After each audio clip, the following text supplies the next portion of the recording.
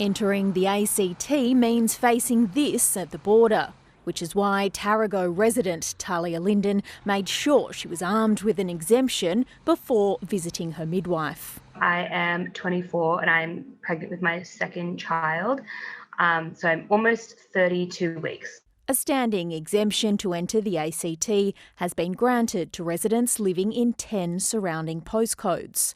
People who live outside those must apply for an exemption.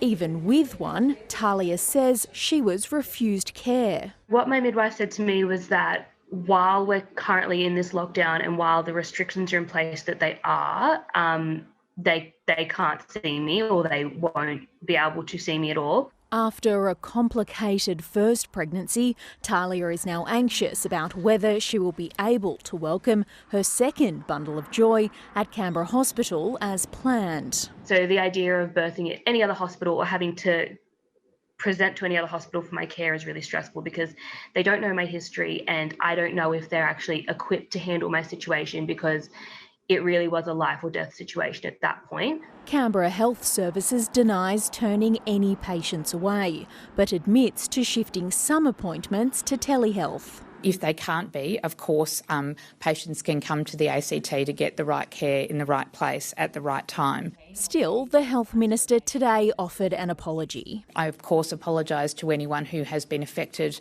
by any confusion in relation to that. There has also been some confusion about whether residents in the 10 free travel postcodes are breaking the New South Wales rules by entering the ACT.